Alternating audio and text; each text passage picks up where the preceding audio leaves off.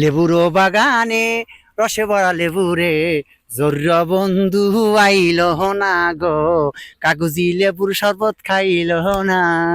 লেবুর বাগানে রসে ভরা লেবুরে জর্র বন্ধু আইল না গো, লেবুর শরবত খাইল না। মাশাল্লাহ মাশাল্লাহ, আমিন।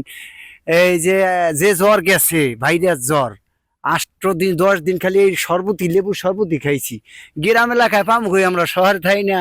মালটা, জোস, পান্ডা, অমুক সুমুক, এ তো আর মালিকে ভাগ্যে লেখে নাই।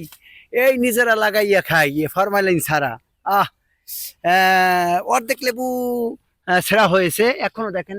একটু ঘুরে ঘুরে দেখাও, কি ভিডিও কর, সুন্দরভাবে ভিডিও করে দেখাও, একটু উপর নিচ তলমল সব দেখাও একটু।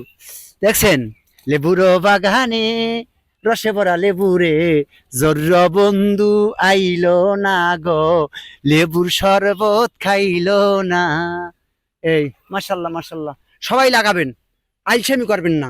বাড়িতে একটা জায়গা থাকলে এইরকম, শোনেন আমি একটা বলি আপনারে, বাড়িতে যদি এইরকম 2% জায়গা থাকে, তাহলে 10টা লেবু গাছ লাগাইলে আপনার বছরে কতগুলো টাকা আয় হয়। খালি পরের দিকে তাকাই গাইলেইব। হ্যাঁ, কর্ম করিয়া খাইতে হইব। সব বয়াতিরও বলতে আছি, যে বয়াতিরা চার দোকান যাই চাডামি মারেন, হ্যাঁ, আর গাল গল্প করেন, আর ওই তত্ত্ব খান, ওই তত্ত্ব মত বাদ দিয়া এইরকম ফল গাছ লাগান, বাড়িতে নিজেও খান, মানুষেরও খাওয়ান, বেচেন।